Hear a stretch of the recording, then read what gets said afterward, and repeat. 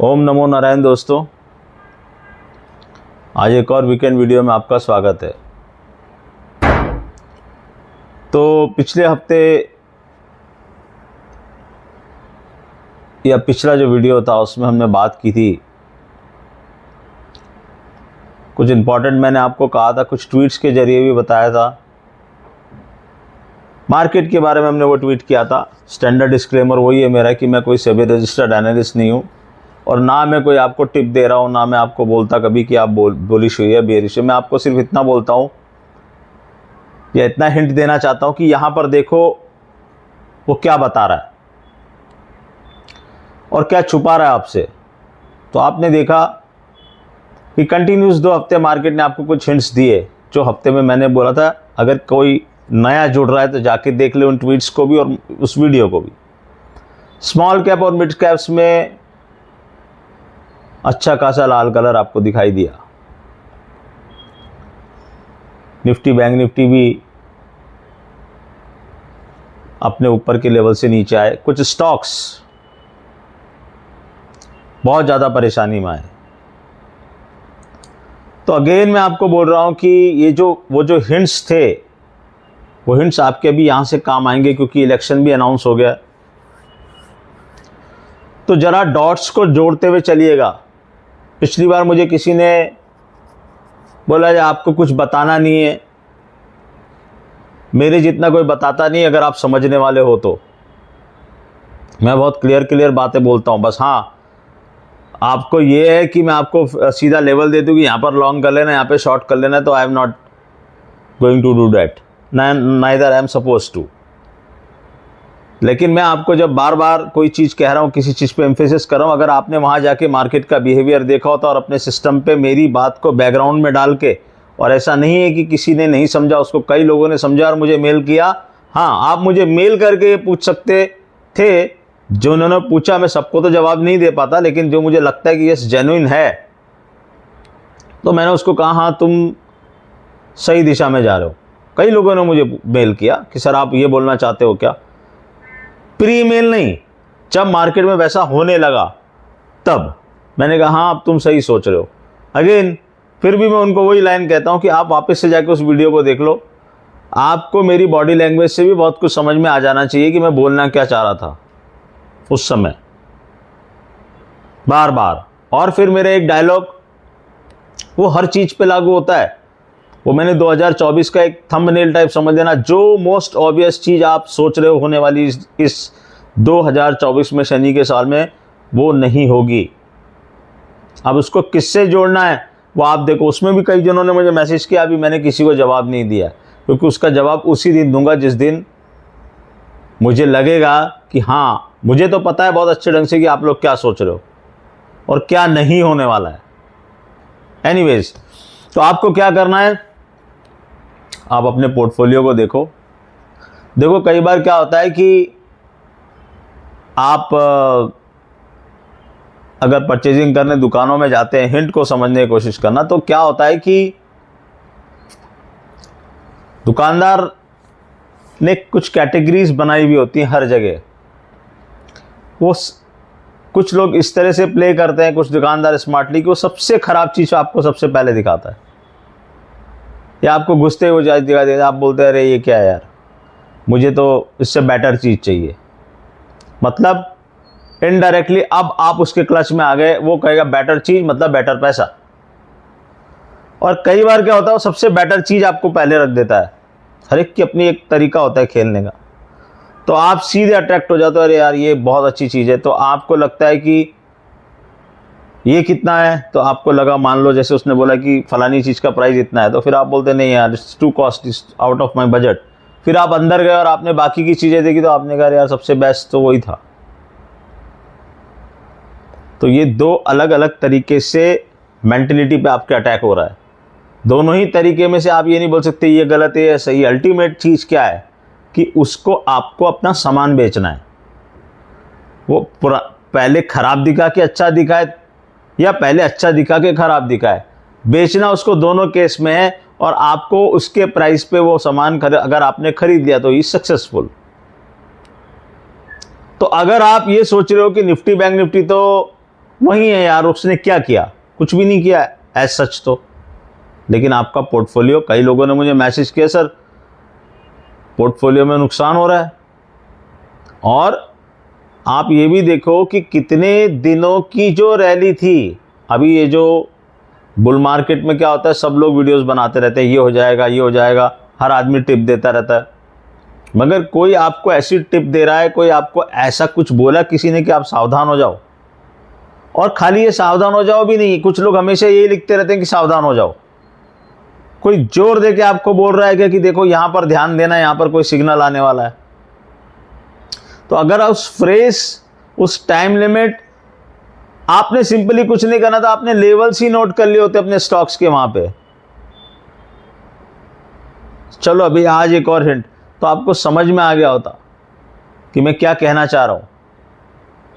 और अगर मार्केट उस लेवल को तोड़ रहा है, नीचे जा रहा है, एडवांस डिक्लाइन आपने देखा होता रोज, तो आपको समझ में आता। और सबसे इंपॉर्टेंट बात जो मैं हमेशा हर वीडियो में कहता हूं, वैल्यूएशन मैटर्स। मैं कह दूं कि भाई कोई भी चीज के लिए कि मेरे ये टी शर्ट 10,000 रुपए की है, तो हो जाएगी क्या? नहीं है ना 10,000 रुपए की, तो मेरे कहने से क्या होगा।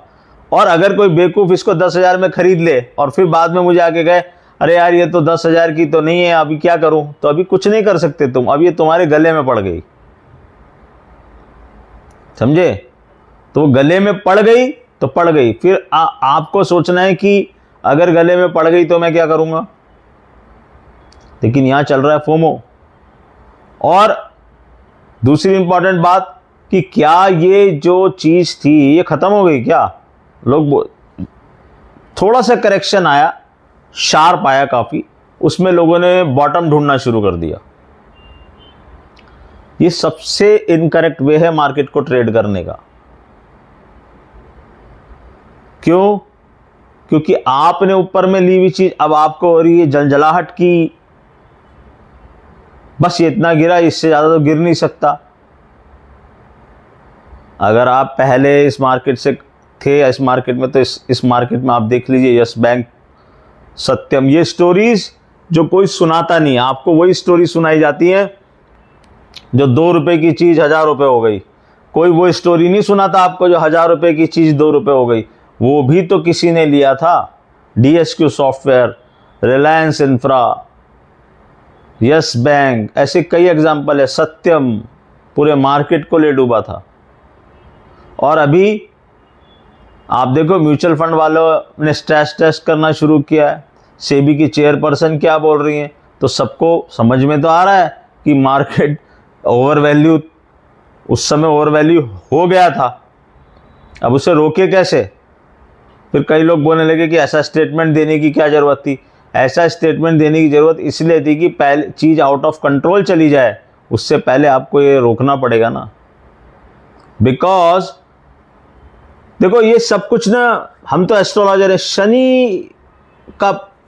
शनि ही मासेस को रॉन्ग प्रूव करता है। शनि बहुत स्लो चलता है, तो वो दोनों आपकी दोनों विचारधाराओं के ऊपर ना अटैक करेगा। आपको लगेगा कि यार मार्केट गिर रहा है, वो उस स्पीड से गिरेगा नहीं। आपको लगेगा मार्केट बढ़ क्यों नहीं रहा, वो उस स्पीड से बढ़ेगा भी नहीं, वो आपको बीच में लटका के रखेगा। अब आप अपने प्राइस को देख रहे हो, वो प्राइस आया नहीं, आप सोच रहे हो कि नीचे कहां तक जाएगा, ये आपको पता चल नहीं रहा, क्योंकि वो नीचे जा ही नहीं रहा, वो रुक गया।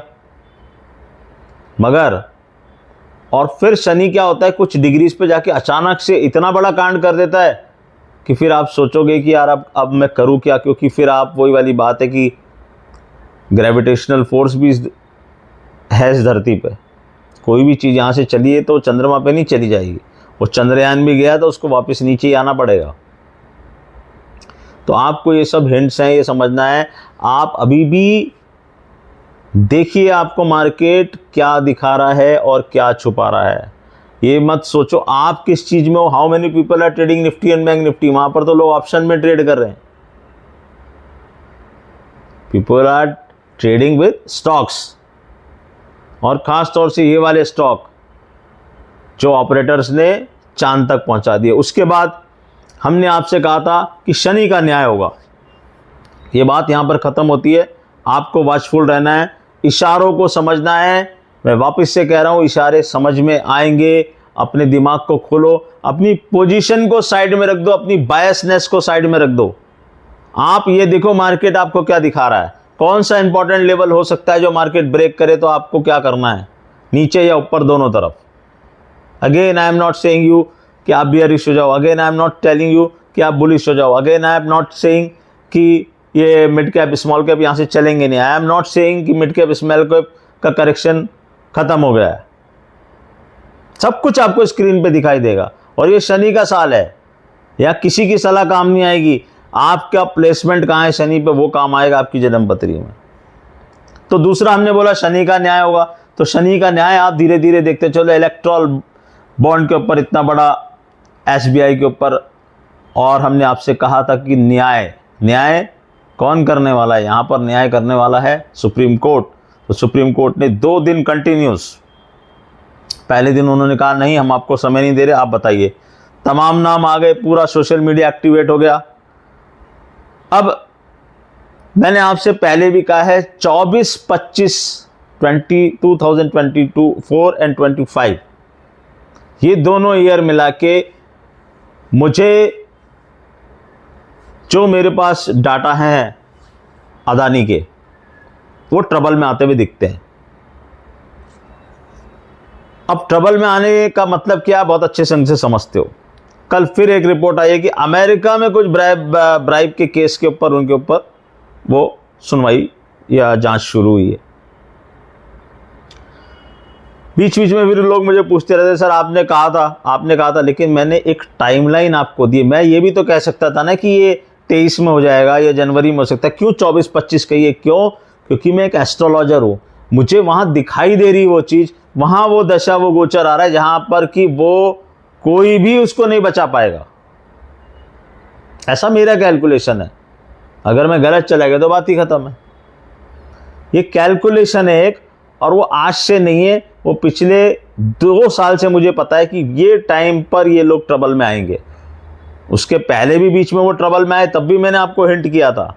लेकिन कई लोग अभी भी बहुत ज़्यादा उस पर बुलिश हो रहे हैं, और क्यों बुलिश हो रहे हैं उसका भी रीज़न आपको भी पता है, मुझे भी पता है। बिकॉज आप जनरल इलेक्शंस को देख रहे हो, आप देख रहे हो मोदी जी प्रधानमंत्री बन जाएंगे, मैं कहीं भी डिनाई नहीं कर रहा, मगर उससे अडानी की जो खुद की जन्मपत्री है वो भी तो काम करेगी ना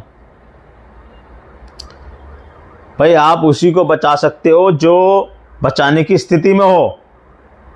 अगर कोई आदमी डूब रहा है तो आपको, अगर बीच में से सेंटर में से खड़े हो और कोई महासागर के अंदर डूब रहा है तो उसको कैसे बचाने जाओगे? आपको पहले वहां तक पहुंचना पड़ेगा ना डूबने के लिए। और हो सकता है कोई बचाना चाहता ही ना हो, तो फिर क्या करोगे? ये भी बिटवीन द लाइन्स समझ लो। 2024-25 बहुत खतरनाक साल है उनके लिए। और शनि का न्याय, आपने अगर कुछ गड़बड़, मैंने आपसे क्या कहा, आप जजमेंटल बनो ही मत। मैं कहीं पर भी ये नहीं कह रहा कि अडानी ने कुछ गलत किया है, मुझे कहना ही नहीं। मैं क्यों कहूं? मुझे तो दिख जाएगा ना जब शनि करेगा तो। वाई शुड आई बरी my head in all this? मुझे नहीं पता इलेक्ट्रल बॉन्ड में हुआ कि नहीं हुआ घोटाला, शनि दिखाएगा, सामने दिखेगा सबको। अभी कल आ रही है ना लिस्ट कि किसने कितने भुनाए। और जो ये बार बार सोशल मीडिया पे जो उनके पक्ष के लोग हैं वो बोल रहे हैं कि अडानी ने और अंबानी जी ने और अडानी जी ने तो कोई चंदा दिया ही नहीं। अब आप ये बताओ कि या क्या कोई जोक हो रहा है? Is it possible? मैं तो ये कह रहा हूं कि अगर इस लिस्ट में उनका नाम नहीं है तो ये और भी ज्यादा टेंशन की बात है। फिर ये जांच करनी पड़ेगी कि उन्होंने पैसा कैसे दिया है। ये एक बहुत बड़ा इश्यू बन जाएगा। तो बेटर है उनका नाम या कोई उनकी फ्रंट रन कंपनी का नाम आ जाए कि हाँ भाई इसके थ्रू पैसा गया है। अगर नहीं गया है ऐसा, अगर ऐसा नहीं है, देखो शनि तो न्याय करेगा, या तो उन्होंने पैसा दिया ही नहीं है तो सामने आ जाएगा, मगर वो न्याय किस दिन होगा वो नारायण जानते हैं। आपके हिसाब से नहीं चलेगा शनि, आपको शनि के हिसाब से चलना है। अभी 2-3 दिन पहले तक तो इलेक्टोरल बॉन्ड का ये था कि कभी हो नहीं वाला नहीं है। अगर उस दिन सुप्रीम कोर्ट ने बोल दिया होता कि भैया जून तक मत बताओ तो ठीक है, हो गई थी बात खत्म, फिर इलेक्शन के बाद कौन पूछने वाला था। इंपॉर्टेंट तो ये है कि इलेक्शन से पहले इसका खुलासा हुआ। कई कंपनीज के ऐसे नाम आए हैं जिनको ठेके मिले हैं। अब ये क्या है? फिर आपको कुछ नहीं बोलना, ना आपको कुछ सोचना, आप देखते जाओ शनि आपको क्या क्या दिखाएगा। मैंने आपको बोला ना, अंडर द कारपेट जो जो चीजें हैं वो सारी बाहर निकाल के लेके आएगा। और अब शनि को और भी ज्यादा एग्रेसिव करने के लिए मंगल शनि की तरफ जा रहे हैं। Mars Saturn is coming together. पिछली बार मार्स और सैटर्न जब साथ में आए थे तो यूक्रेन का युद्ध शुरू हुआ था।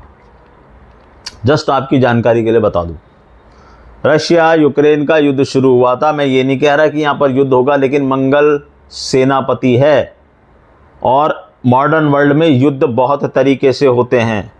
कोई बम विस्फोट, कोई मिसाइल चलना, किसी देश का किसी देश पे हमला करना, ये सब मंगल करवाता है और मंगल किसी की नहीं सुनने वाला। और शनि के साथ जाके 2 malefics together and that too in Aquarius, Shani की राशि में मंगल शनि के साथ विस्फोटक योग। बहुत सारी चीजें बाहर आ जाएंगी। कोई बड़ी आपदा आ सकती है, कोई बड़ा एक्सीडेंट हो सकता है। आपको सिर्फ प्रे करना नारायण से ऐसा ना हो। इलेक्शन की डेट्स आ गई हैं, तो आज एक प्रेडिक्शन मैं आपको कर दूं, पार्ट्स में होगा इसका प्रेडिक्शन। अभी हम ये कहीं पर भी नहीं बात करेंगे कि कौन जीतेगा, कौन हारेगा, कौन प्राइम मिनिस्टर बनेगा। वैसे भी पूरा देश तो एक ही बात मान के चल रहा है और मैंने आपसे कहा है कि नरेंद्र मोदी जी के बराबर की कुंडली किसी की भी नहीं है आज की डेट में, जो सामने हैं सारे। हाँ, जैसे मोदी जी ने किया और हम पिछले बार इलेक्शन में हमने मार खाई, कहाँ कि हम देखते रह गए शिवराज जी की कुंडली। हमें दिख रहा था कि वो चीफ मिनिस्टर नहीं बन सकते। हमने कहा आपसे प्रेडिक्शन में वो नहीं बनेंगे। वसुंधरा जी की कुंडली नहीं बनेगी, मगर वो तो कोई थर्ड चेहरा लेके आ गए। एनीवेज, तो पहला प्रेडिक्शन आज ये है लोकसभा चुनाव को लेके, जो अभी बहुत सारे पोल्स मैंने देखे आ रहे हैं, ये आ रहे हैं 4 जून को, जो कि आपका इलेक्शन का रिजल्ट है। कई फेजेस में चुनाव होने, बहुत सारी कैलकुलेशंस इसमें लगेंगी, लेकिन एक प्रेडिक्शन में आपको बहुत क्लियर कट जो मुझे समझ में आ रहा है, अगर फेयर इलेक्शन होते हैं, अगर फ्री एंड फेयर इलेक्शन हो रहे हैं और सब कुछ एज पर डेमोक्रेटिक नॉर्म चलेगा, तो जो ये नारा है अब की बार 400 पार, ये नहीं होता, ये नहीं होगा। बीजेपी ने पिछली बार 303 सीट ली थी। मेरा प्रेडिक्शन ये है 304 भी नहीं होगी, एक सीट भी बढ़ा नहीं पाएंगे। 303 पे रुक जाएं, 302 पे रुक जाएं तो भी मेरा प्रेडिक्शन सही माना जाएगा, क्योंकि वो बात कर रहे हैं 370 की, कि बीजेपी 370, एनडीए 400 प्लस, और सारे पोल्स आए अभी तक जितने भी दिखाई दिए यहां पर, सब 400 प्लस की बातें कर रहे हैं। तो what I am saying is कि मोदी जी ने नारा दिया है 370 प्लस, बट मुझे लगता है कि भाजपा लोकसभा चुनाव के लिए ये जो अभी तक जो सीटों की संख्या जो है वो पीक कर चुकी है 303। अब वो 302 होगी कि क्या होगी वो हम बाद में बात करेंगे, मगर 303 से ऊपर वो नहीं जा रहे। और वैसे भी गवर्नमेंट बनाने के लिए 272 चाहिए। अब बात यह है कि 400 का नारा दिया क्यों जा रहा है। मैंने आपसे कहा, जो हमारे माननीय प्रधानमंत्री जी हैं वो हैं वृश्चिक लगन के जातक, उनका वृश्चिक लगन है। वृश्चिक लगन का आदमी हमेशा सामने वाले अपोनेंट को डिलेमा में रखता है, कंफ्यूज करता रहता है अपने एक्ट से, और बहुत ही शार्प होता है वो। तो वो जानबूझ के इतनी बात कर रहे हैं 400 की। आपने देखा कि जैसे ही उन्होंने 400 की बात शुरू की तो ये विपक्ष के लोग जो बड़ी मुश्किल से इकट्ठे हुए हैं, जो भी 4, 5, 10 इकट्ठे हुए हैं, उनके स्टेटमेंट ये आने लगे कि नहीं 400 पार नहीं होने देंगे। फंस गए उस खेल में। अब आपको तो ये बोलना चाहिए कि हम आपकी गवर्नमेंट नहीं बनने देंगे, बिकॉज अभी तक जो आज तक की जो कैलकुलेशन है या आज तक जो चीजें हो रही हैं उसमें ये समझ में आ रहा है कि आप उस चीज के लिए खेल ही नहीं, आप जीतने के लिए नहीं खेल रहे। मैं विपक्ष की तरफ से बात कर रहा हूं, आप सिर्फ उनकी जीत को रोकने के लिए खेल रहे हो। आपको मतलब अंदर से पहले से ये बात पता है, आपका एक्ट देख के लग रहा है विपक्ष का कि मोदी जी तो जीतेंगे ही। अब वो इसी में खुश है, यही स्टेटमेंट में खुश हो रहे कि मैं 400 नहीं पार करने दूंगा आपको। तो फंस गए ना उनके खेल में। अरे वो उनको तो 272 ही चाहिए ना, तो आपने अगर उनको 400 पार नहीं करने दी तो भी वो तो प्राइम मिनिस्टर बन गए। तो उन्होंने क्या किया, वो आपको घुमा रहे गोल गोल, और वो घूम रहे सारे गोल गोल। अब वो सारे लगे उस चीज में 400 नहीं आने। अब वो ये देख रहे हैं कि मोदी जी ने जो 400 बोला ये कहां से आएंगी। वो ये नहीं देख रहे कि हमको मोदी जी को, अगर आप रियल अपोनेंट हो तो आपको ये देखना चाहिए कि मैं मोदी जी को जीतने ही ना दूं। मगर वो वहां तक तो बेचारे पहुंचे ही नहीं अभी तक। क्यों? क्योंकि स्टार्स, वो कुंडली अभी तक नहीं आई है सामने उनके टक्कर की, को कौन उनको रोकेगा। बाकी मैं तो एस्ट्रोलॉजर हूं, मुझे ना इनसे हेत है ना उनसे हेत है। पर्सनल लाइकिंग हो सकती है, लेकिन एस्ट्रोलॉजी में पर्सनल लाइकिंग की कोई बात नहीं। मुझे अगर नरेंद्र मोदी जी की कुंडली सबसे स्ट्रांग है तो बोलना पड़ेगा कि वो सबसे स्ट्रांग है, और मैं क्या बोलूं, वो तो दिख ही रही है ना सबको। आप देख रहे हो ना, बिना स्ट्रांग कुंडली के आदमी इतना नेम फेम कैसे कमाएगा, इतने बड़े बड़े काम कैसे करेगा। कर ही रहे ना, वो बैठे आराम से, कौन चैलेंज कर रहा उनको। तो मैं आज लेकिन आपको एक बात बोल रहा हूं कि 400 पार नहीं हो रही, तो ये विपक्ष वाला स्टेटमेंट हो गया। अब मैं आपको ये बोल रहा हूं कि 303 भी पार नहीं हो रही। यहां है सारा खेल। अब हम इसमें स्टेप में आगे जाएंगे। दूसरा, मैंने आपको कहा था ये बैलेंसिंग, सीसॉ बैलेंसिंग है। तो मेरे हिसाब से जो मेरी कैलकुलेशन है, 2019 का जो चुनाव का रिजल्ट था तो 303 इनके थी। अब कांग्रेस की कितनी थी, 44, 45 जो भी सीट थी। तो ये यहां पर पीक कर चुके हैं, ये यहां पर अपना बॉटम छू चुके हैं। आप स्टॉक मार्केट वाले मैक्सिमम लोग मेरा वीडियो देखते हैं, तो आप समझ लो ये इसका टॉप बन गया, ये बॉटम बन गया।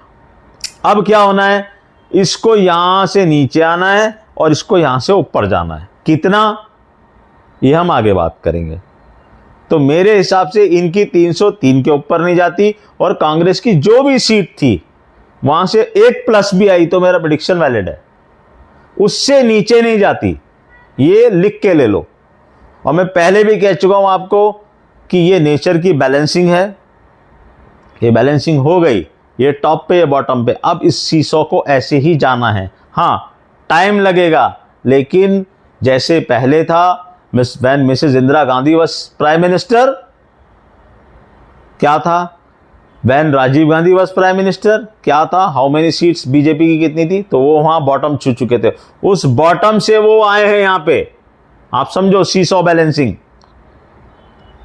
और कांग्रेस उस टॉप से नीचे आई है। ये नेचर की बैलेंसिंग है। इसमें कांग्रेस, बीजेपी, कुछ दिमाग नहीं लगाना आपको, ये नेचर है, ये ऐसे ही करता है। ऐसा ही शेयर मार्केट में ऐसा होता है, और ऐसे ही आपके जीवन में होता है। कैसे, मैं प्रूव कर दूंगा किसी दिन मेरे से 1 to 1 कोई जब करते हैं तो मैं बताता हूं। जब आपकी जनरेशन्स में ऐसा होता है कि एक जनरेशन ने काम शुरू किया, फिर वो आगे गए, फिर टॉप हो जाता है, फिर वहां से आप देखो कि वो बोलते हैं ना, हमारे यहाँ कहावत है मारवाड़ी में, तीसरी पीढ़ी डुबावे। तो तीसरी पीढ़ी डुबावे का कई मतलब कि थर्ड जनरेशन जो है वो चेंज करती है, यानी उस टॉप से आपको नीचे लेके आती है।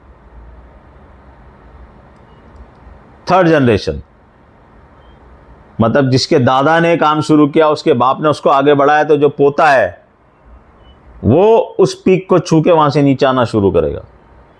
ये बात हो गई। तो ये इलेक्शन का पहला प्रेडिक्शन। मुझे नहीं लगता कि उससे एक सीट भी इनकी ज़्यादा आ रही है, और मुझे नहीं लगता इनकी एक से एक सीट भी कम आ रही है। बाकी की तो मैं बात ही नहीं कर रहा। अभी हम आगे बात करेंगे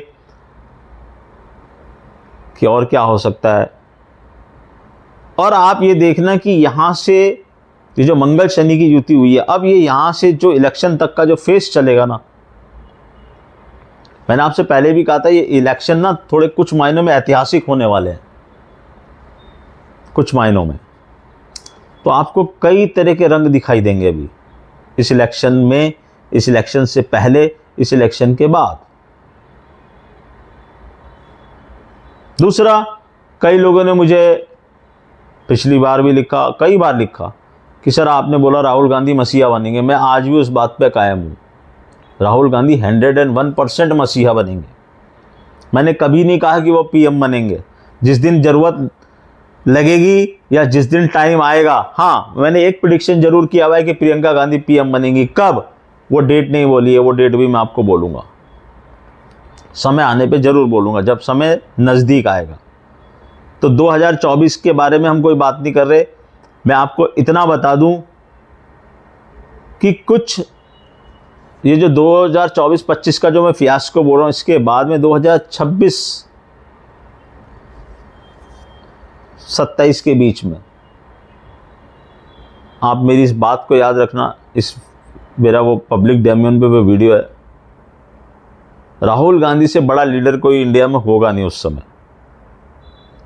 26-27 जो उनका टाइम आ रहा है, जो मैंने आपसे कहा था, नेशनल, इंटरनेशनल या एलियंस, मैं यहाँ तक बोलता हूँ। चलो आगे और एक बढ़ जाता हूँ, लोग मजाक ही उड़ानी है आप लोगों को, तो और मजाक उड़ाओ। एलियंस तक उनसे अपॉइंटमेंट मांगेंगे, मैं ये बोलता हूँ। और आप देखोगे ये होता हुआ, क्योंकि ये स्टार्स हैं।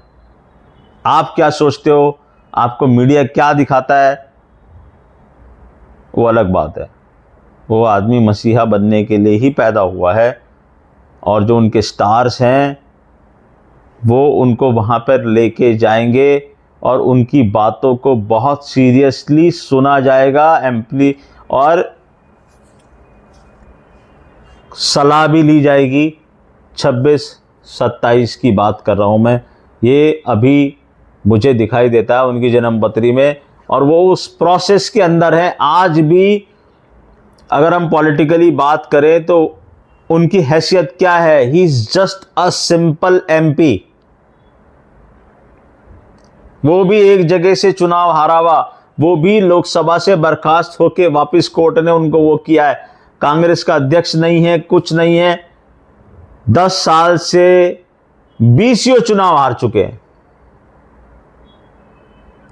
एक चीज उनसे सीखने की है, आपको भी सीखनी चाहिए, मैं तो सीखता हूं। नेवर से डाई वाला एटीट्यूड है उस आदमी का। इतने चुनाव, इतना ह्यूमिलेशन, पूरा बीजेपी का तंत्र उनके पीछे लगा हुआ है, फिर भी आज भी वो आदमी घूम रहा है सड़कों पे। उसको अच्छे से पता है उसका टाइम कब आएगा, और जब आएगा, मैंने आपसे कहा है बार बार, उनके पास टाइम बहुत है। क्योंकि हम बात कर रहे हैं राजनीति की, हम नॉर्मल इंसान की बात नहीं कर रहे जिसको 30 साल में या 25-28 साल में सेटल होकर अपना घर चलाना शुरू करना, उसके साथ वो प्रॉब्लम नहीं है। वो जिस एम को पाने की कोशिश कर रहे हैं उसके लिए उनके पास टाइम बहुत है। ही इज जस्ट 51, 52 या 53 years old, nothing more than that. तो यहाँ पर तो एज शुरू ही 60 के बाद होती है, और वो तो 60 से पहले ही हेल्म ऑफ द अफेयर में आ जाएंगे। प्रधानमंत्री बनना जरूरी नहीं है। सोनिया गांधी प्रधानमंत्री नहीं बनी, बाला साहब ठाकरे चीफ मिनिस्टर नहीं बने, लेकिन आपको भी पता है, मुझे भी पता है कि कैसे पीछे से गवर्नमेंट चलाई जाती है। तो he will come into the power. और आज भी मैं आपको बोल दूं कि he is the loan warrior, जो बीजेपी के सारे अटैक उनके ऊपर ही है। बीजेपी का हर मिनिस्टर, हर आदमी सिर्फ एक ही बात करता है, राहुल गांधी ये, राहुल गांधी वो, राहुल गांधी ये। क्यों? कुछ तो है ना उसकी जन्मपत्री में, कोई तो योग है ना उसकी जन्मपत्री में, वरना आप क्यों बात करते हो उनके बारे में? क्यों आपको परेशानी है उसकी यात्रा से? क्यों? वो स्टार्स हैं, वो स्टार्स अभी पक रहे हैं, और जब पक के निकलेंगे तब आप देखोगे। इस बात का 2024 के इलेक्शन से अभी तक मेरे प्रेडिक्शन का कोई लेना देना नहीं है कि वो कोई यहाँ पर बहुत बड़ी थ्रेट उत्पन्न कर देंगे मोदी जी के लिए, ऐसा कुछ भी नहीं मुझे दिख रहा अभी। सबका टाइम आता है और मैं तो टाइम साइकिल का स्टूडेंट हूँ, मुझे ये पता है कि वो उस प्रोसेस में चल रहे हैं। बिकॉज बीइंग एन एस्ट्रोलॉजर हम आगे के डाटा को देखते हैं। मैं ये देख रहा हूं, जैसे मैंने कहा आपको कि अडानी जी 24-25 में तकलीफ में आने वाले। अब ये बात तो मुझे तो 2020 से पता है, लेकिन मुझे पता है कि 2024-25 में होने वाला है, तो मैं उस तरफ जाता ही नहीं, देखता ही नहीं उस तरफ। मुझे पता है कुछ ना कुछ इश्यू होता रहेगा। और एक बात और है, 2024-25 का तो एक टाइम मैंने आपको दिया है, उससे पहले कोई चीज होगी, कोई चीज पकेगी तभी तो ज्यादा वो होगा ना। जैसे जिसको बोलते हैं जेस्टेशन पीरियड, बच्चा 9 महीने में पैदा होता है, तो ठीक है डिलीवरी का टाइम 9 महीने बाद है, लेकिन आ गया ना, सीड तो पैदा हो गया ना, तो ही 9 महीने बाद पैदा होने वाला है ना वो। तो इस चीज को समझ लेना, इस बात से में भी अगर इसको इंटरप्रिटेट करोगे समझ में आ जाएगा क्या मैं बोलना चाहता हूं। तो ऐसे ही अगर 26-27 में उनका टाइम अच्छा आ रहा है तो कहीं से तो शुरू होगा ना, वो उस प्रोसेस में आगे जा रहे हैं। तो 303 टॉप, यहां से नीचे आना है, यहां से कितना नीचे आना है कितना ऊपर आना है वो बात अलग है, लेकिन 400 पार मेरी एस्ट्रोलॉजिकल नॉलेज से नहीं हो रहे। और फिर भी अगर होते हैं तो फिर नारायण ज्यादा जानते हैं। मेरी कैलकुलेशन में वो बिल कहीं पर भी फिट नहीं बैठ रहा। उनकी मिथुन लगन की जन्मपत्री, जो राशि चल रही, जो गोचर चल रहे हैं, जो दशा चल रही है उसके हिसाब से नहीं। और मुझे ये लगता है कि he knows it very well, all the top brass of जो भी हेल्म ऑफ द अफेयर्स में, they know it very well कि हमारा क्या सीट आने वाली है। इसलिए उन्होंने, they are playing the reverse game, they are influencing your mind.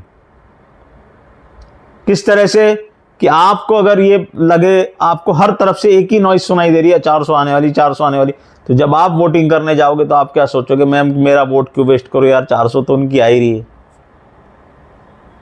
समझ रहे हो, गेम ये है। और everything is fair in love and war, उनको जीतना है तो वो ये गेम खेल रहे हैं। बेवकूफ कौन है? बेवकूफ वो है जो उस खेल में फंस रहे हैं। कौन? विपक्ष। उनके स्टेटमेंट देख के मुझे हंसी आ रही है, हम इनको 400 पार नहीं करने देंगे। उनको 400 पार करनी नहीं है। मैं वापस से ये कहना चाहता हूं, मतलब मेरे को बहुत मजा आ गया देख के। क्यों मैं इतना समझ रहा हूं वृश्चिक लगन को? क्योंकि मेरा खुद का वृश्चिक लगन है। मुझे समझ में आता है कि वो क्या करने की कोशिश कर रहे हैं। मुझे हंसी इस बात के ऊपर आ रही कि उसको कोई समझ क्यों नहीं पा रहा उस चीज को, वो क्या गेम प्ले कर रहे हैं। और he has started it before time.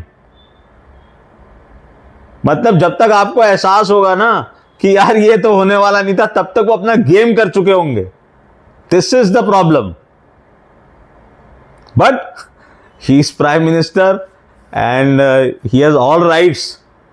और दूसरा, उनको इतने सारे सामने मिल गए लोग जो एक दूसरे की बात ही नहीं समझ पा रहे, तो वो उनके बीच में ऐसा कंफ्यूजन पैदा कर रहे हैं कि उनको समझ में ही नहीं आ रहा कि अब ये करना क्या है।